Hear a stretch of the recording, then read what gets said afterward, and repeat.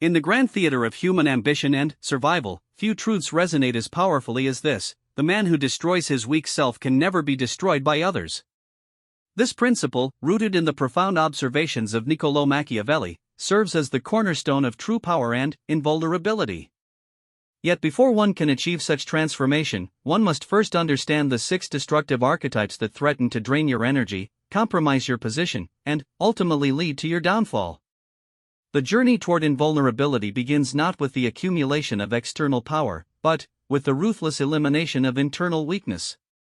Machiavelli understood that the greatest threats to a person's success often come not from obvious enemies, but from seemingly innocent individuals who gradually erode one's strength through manipulation, dependency, and emotional exploitation.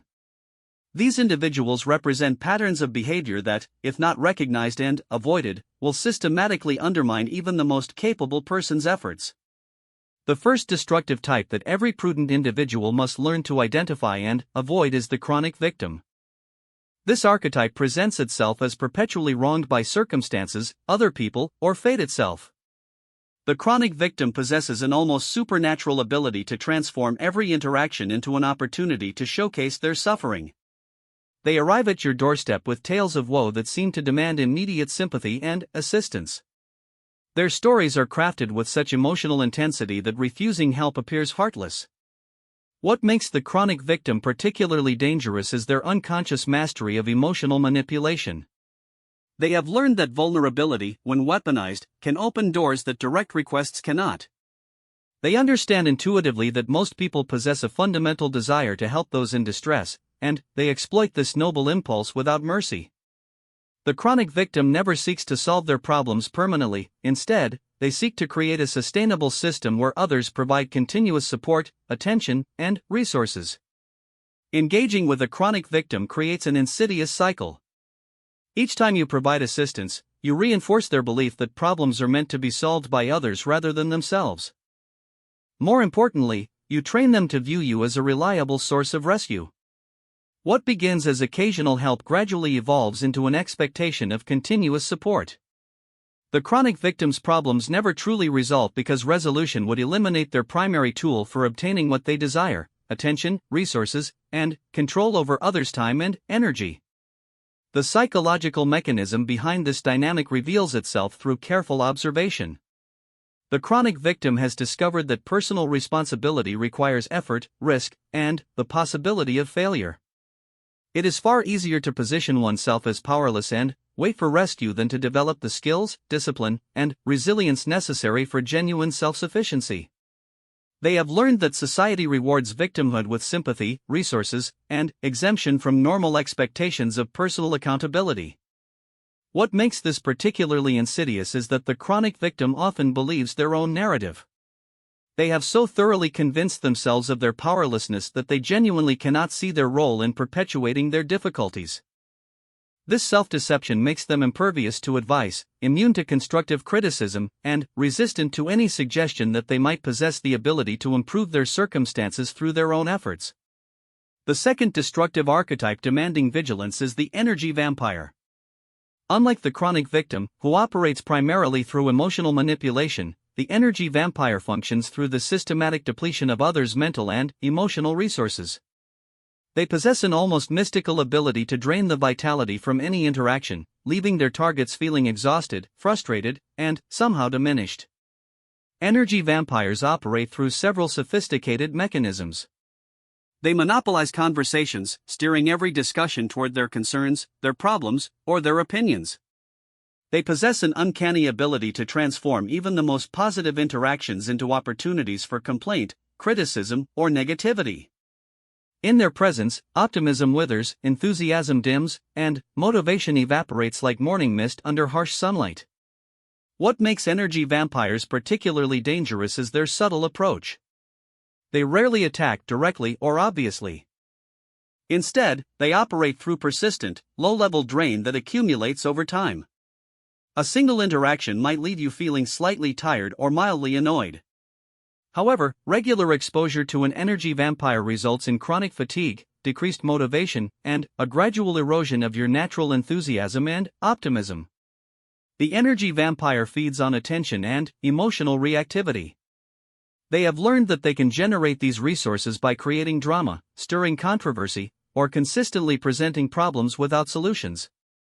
They are masters of the rhetorical question, the loaded comment, and the subtle criticism disguised as concern. They excel at creating situations where others feel compelled to defend, explain, or justify their actions, thoughts, or decisions. Recognizing an energy vampire requires attention to your own internal state during and after interactions. Do you feel energized and inspired, or drained and depleted? Do conversations flow naturally toward positive outcomes, or do they invariably spiral into complaints and problems? Does the person seek genuine solutions, or do they seem to find new objections for every suggestion offered? The third destructive type represents perhaps the most dangerous of all, the manipulative narcissist. This archetype combines the emotional exploitation of the chronic victim with the energy drain of the energy vampire, while adding a sophisticated understanding of psychological manipulation and control. The manipulative narcissist views every relationship as an opportunity for personal gain and every interaction as a potential source of narcissistic supply. Manipulative narcissists possess an almost supernatural ability to identify and exploit others' weaknesses, insecurities, and desires. They are students of human psychology, though they apply their knowledge exclusively for personal benefit. They understand how to present themselves as exactly what their target needs: the perfect friend, the ideal romantic partner, the invaluable business associate, or the trustworthy confidant. The initial phases of interaction with a manipulative narcissist often feel intoxicating. They demonstrate an uncanny ability to understand your deepest needs and desires. They offer validation, support, and understanding in precisely the doses required to create emotional dependence. They seem to possess an almost magical ability to see your true worth, your hidden potential, your unique qualities that others have failed to appreciate. This initial phase serves a specific purpose: to establish psychological control through the creation of emotional dependency. The manipulative narcissist studies your responses, cataloging what generates positive reactions, what creates insecurity, and what triggers emotional vulnerability. They are building a psychological profile that will later be used to maintain control through a sophisticated system of intermittent reinforcement and strategic withdrawal of approval. Once emotional dependency has been established, the true nature of the relationship reveals itself. The consistent validation and support that characterize the initial phase gives way to periods of withdrawal, criticism, and emotional punishment. However, these negative periods are strategically interspersed with returns to the original warmth and support, creating a psychological addiction to their approval and presence. The manipulative narcissist's ultimate goal is the establishment of a relationship where they receive maximum benefit while providing minimal genuine value in return. They seek to position themselves as indispensable while ensuring that you remain dependent on their approval, guidance, or presence. They excel at creating situations where leaving the relationship feels more painful than enduring its ongoing toxicity. What makes manipulative narcissists particularly dangerous is their ability to maintain plausible deniability. When confronted about their behavior, they possess sophisticated repertoires of deflection, rationalization, and counterattack. They excel at reversing victim and perpetrator roles, making their targets feel responsible for the very abuse they are suffering. They are masters of gaslighting, gradually undermining their target's confidence in their own perceptions, memories, and judgment. The transformation, destroying the weak self-understanding these destructive types represents only the first phase of achieving true invulnerability. Recognition without action remains merely academic exercise. The second phase requires the far more challenging work of internal transformation, the systematic destruction of the weak self that makes one vulnerable to such manipulation and exploitation. The weak self manifests through several characteristic patterns that serve as beacons for destructive individuals. The first and, perhaps most dangerous of these patterns is the compulsive need for approval and validation from others. This need creates a fundamental vulnerability that skilled manipulators can exploit with surgical precision. The approval-seeking weak self operates from a core belief that personal worth derives from external validation rather than internal standards and achievements. This belief system creates a perpetual state of emotional dependency where one's mood, confidence, and decision-making process become hostage to others' opinions and reactions. The approval seeker unconsciously broadcasts their vulnerability through their eagerness to please, their reluctance to disagree, and their tendency to modify their behavior based on others' responses. Manipulative individuals recognize approval seekers through their characteristic behaviors: excessive agreeableness, reluctance to state firm preferences, tendency to apologize unnecessarily, and obvious discomfort with conflict or disagreement. Once identified, the approval seeker becomes an ideal target for manipulation through the strategic provision and withdrawal of validation. Destroying this aspect of the weak self requires developing what Machiavelli would recognize as internal sovereignty, the ability to generate one's own sense of worth and direction independent of external opinion. This transformation begins with the recognition that seeking universal approval represents an impossible and self-defeating goal. Not only is it impossible to please everyone, but the attempt to do so inevitably results in pleasing no one, including oneself. The process of developing internal sovereignty requires establishing clear personal standards and values that exist independent of others' expectations or demands. These standards must be based on rational assessment of what genuinely serves your long-term interests, personal growth, and authentic values rather than what generates temporary approval from others. This transformation also requires developing comfort with disagreement and conflict. The weak self fears conflict because it threatens the possibility of approval. The strong self understands that meaningful relationships and authentic interactions inevitably involve disagreement and that the ability to navigate conflict constructively represents a strength rather than a weakness. Developing internal sovereignty also means learning to find satisfaction in personal achievement and growth rather than in others' recognition of that achievement. This doesn't mean becoming indifferent to feedback or recognition, but rather ensuring that your sense of worth and direction doesn't depend on receiving such external validation. The second characteristic pattern of the weak self that must be eliminated is the tendency toward emotional reactivity and loss of composure under pressure. Emotional reactivity serves as a form of advertising to manipulative individuals, signaling that you can be controlled through emotional stimulation. The emotionally reactive weak self responds to provocation, criticism, or challenges with immediate emotional discharge rather than strategic thinking. This reactivity manifests as anger when challenged, defensiveness when criticized, anxiety when pressured, or despair when faced with setbacks. These automatic emotional responses create predictable patterns that skilled manipulators can trigger at will. Manipulative individuals often test potential targets through subtle provocations designed to assess emotional reactivity levels. They may offer mild criticism disguised as constructive feedback, present challenging questions or scenarios, or create minor frustrations to observe responses. Individuals who respond with obvious emotional disturbance immediately identify themselves as potential targets for more sophisticated manipulation. Destroying emotional reactivity requires developing what ancient philosophers called emotional sovereignty, the ability to experience emotions without being controlled by them. This doesn't mean suppressing or denying emotions, but rather creating sufficient psychological space between emotional stimulation and behavioral response to allow for conscious choice rather than automatic reaction. Emotional sovereignty develops through practice with progressively challenging situations. Begin by observing your emotional reactions to minor irritations and disappointments. Notice the physical sensations, mental narratives, and behavioral impulses that arise. Practice creating a brief pause between the emotional stimulation and your response, using this pause to consciously choose how to respond rather than reacting automatically. This practice gradually extends to more significant challenges and provocations. Over time, you develop the ability to remain composed and strategic even under intense pressure or criticism.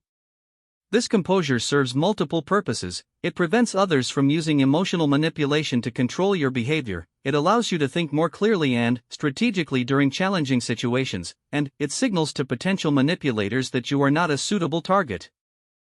The third aspect of the weak self requiring elimination is the tendency toward people-pleasing and the inability to establish and maintain appropriate boundaries. This pattern creates vulnerability by signaling that you will sacrifice your own interests, comfort, and well-being to avoid disappointing others. The people-pleasing weak self operates from a fundamental misunderstanding about the nature of healthy relationships. People-pleasers believe that they must earn love, friendship, and respect through continuous accommodation and sacrifice. They fear that asserting their own needs or preferences will result in rejection or abandonment.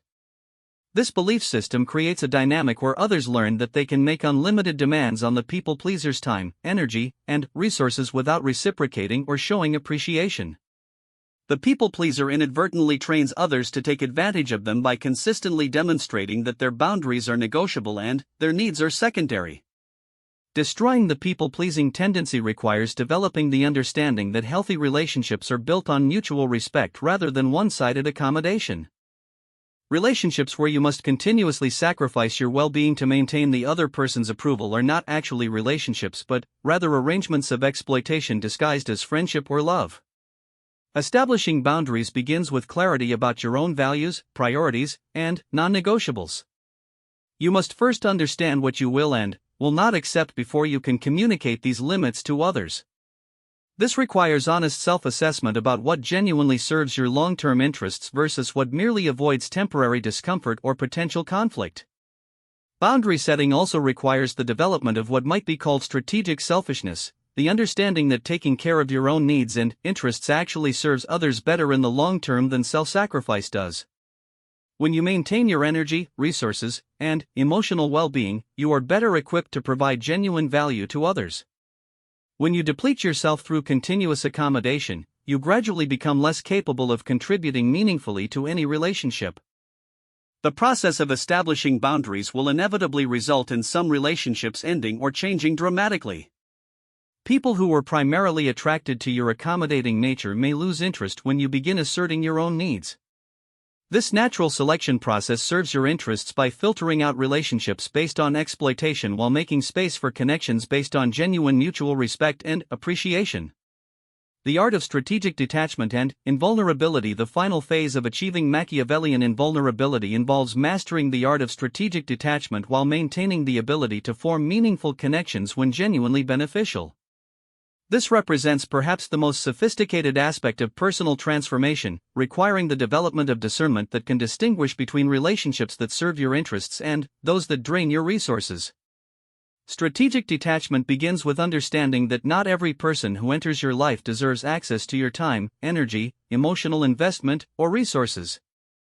The weak self operates from a democratic assumption that all people should be treated equally and that refusing engagement represents unkindness or moral failure. The strong self recognizes that your personal resources are finite and valuable, requiring careful allocation based on strategic assessment rather than emotional impulse.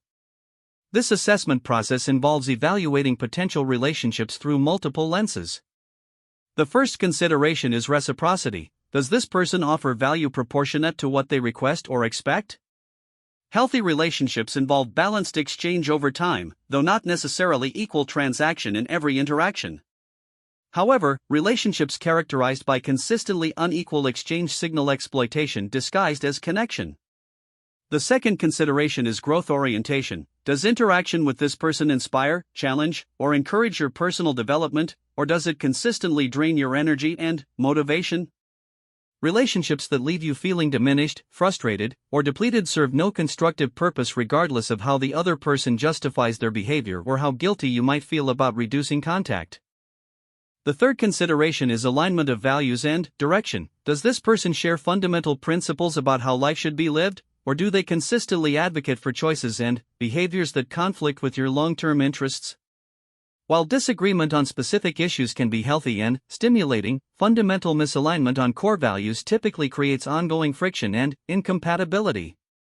The fourth consideration is emotional maturity and responsibility. Does this person take ownership of their choices and circumstances, or do they consistently blame external factors for their difficulties while expecting others to provide solutions?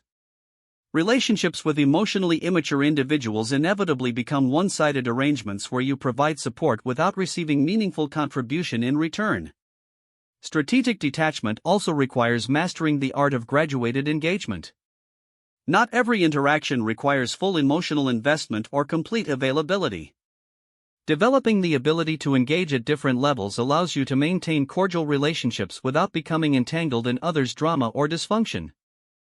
Superficial engagement involves maintaining polite but limited interaction.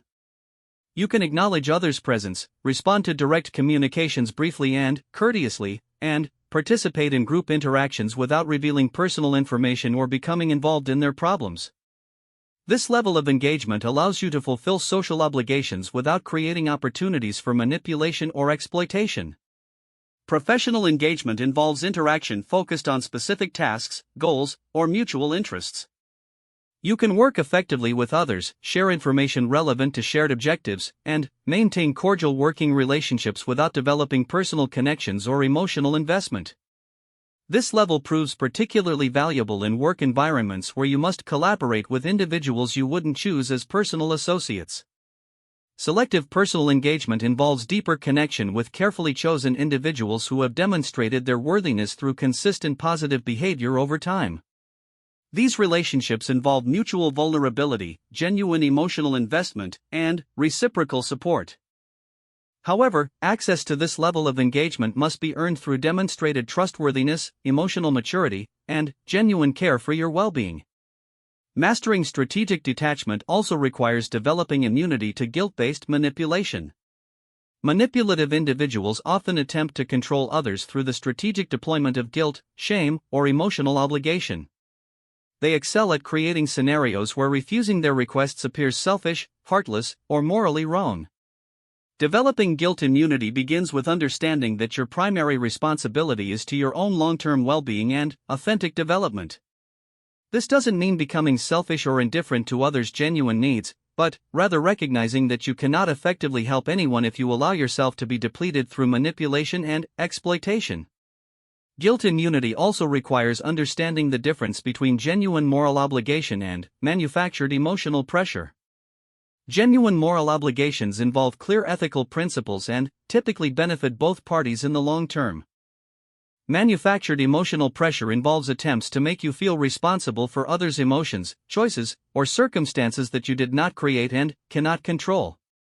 The final aspect of achieving invulnerability involves developing what might be called strategic unpredictability. While consistency in values and principles remains essential, maintaining some degree of unpredictability in your responses and availability prevents others from taking you for granted or developing strategies for manipulating your behavior. Strategic unpredictability involves occasionally saying no to requests you would normally fulfill, being unavailable when others might expect you to be accessible, and responding to provocations in unexpected ways. This doesn't mean becoming unreliable or capricious, but rather ensuring that others cannot develop foolproof methods for obtaining your compliance or controlling your responses. This unpredictability serves multiple purposes. It prevents others from developing effective manipulation strategies, maintains their respect by demonstrating that your compliance cannot be assumed, and preserves your freedom to choose how to respond to various situations based on your assessment of what serves your interests rather than others' expectations. The journey toward invulnerability represents a fundamental transformation in how you relate to others and how you protect your own interests. It requires abandoning comfortable but destructive patterns of behavior while developing new skills and perspectives that initially feel uncomfortable or foreign. However, this transformation ultimately leads to a life characterized by authentic relationships, personal sovereignty, and immunity to the various forms of manipulation and exploitation that destroy those who remain trapped in patterns of weakness.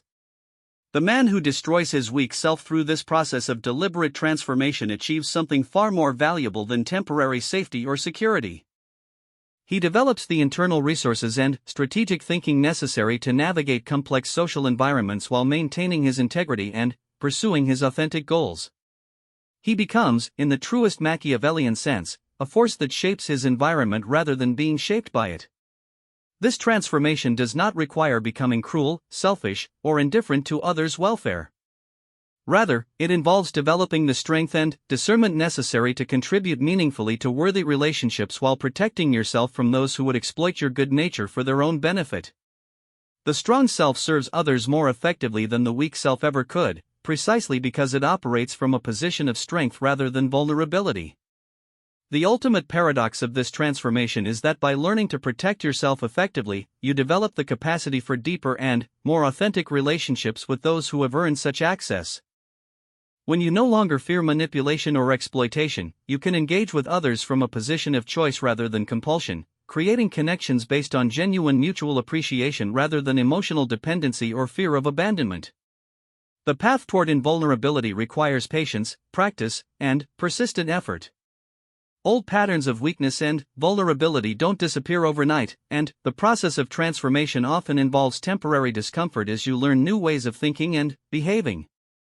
However, the alternative, remaining vulnerable to manipulation and exploitation, represents a far more painful and limiting existence than the temporary discomfort of growth and change. In the grand scheme of human interaction, those who master these principles find themselves occupying positions of genuine strength and influence. They become individuals whom others seek out for their wisdom, stability, and authentic presence. They develop the capacity to identify and connect with other strong, mature individuals while avoiding the various forms of dysfunction and manipulation that plague less discerning people.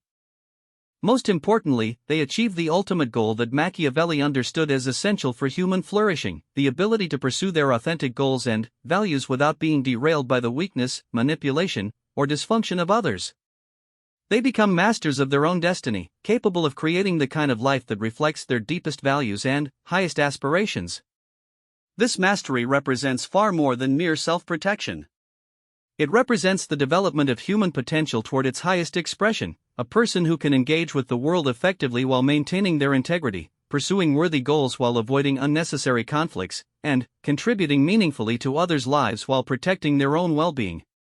The transformation from weakness to strength, from vulnerability to invulnerability, represents one of the most worthwhile endeavors any person can undertake. It requires courage to examine your own patterns honestly, discipline to change behaviors that no longer serve you, and persistence to maintain new patterns even when they feel unfamiliar or challenging. Yet the rewards of this transformation extend far beyond mere self-protection. They include the development of authentic confidence, the capacity for meaningful relationships, the ability to pursue ambitious goals without being derailed by others' dysfunction, and, ultimately, the achievement of a life that reflects your highest values and deepest aspirations. The man who destroys his weak self doesn't become invulnerable through the construction of elaborate defenses or the development of sophisticated manipulation techniques. Instead, he achieves invulnerability through the systematic elimination of the internal weaknesses that made him vulnerable in the first place. He becomes someone whom others cannot manipulate because he no longer possesses the psychological vulnerabilities that manipulation requires to be effective. This represents the highest form of strength, not the ability to defeat others, but the development of internal resources that make defeat impossible. When you no longer need others' approval to feel worthy, when you no longer react emotionally to provocations, when you no longer sacrifice your well-being to avoid disappointing others, and when you choose your relationships based on strategic assessment rather than emotional impulse, you achieve something that no external force can take away from you. You achieve the ultimate Machiavellian goal, the ability to navigate the complex world of human interaction while remaining master of your own destiny, creator of your own success, and architect of your own fulfillment. This represents not merely survival, but the achievement of human potential in its most sophisticated and powerful expression.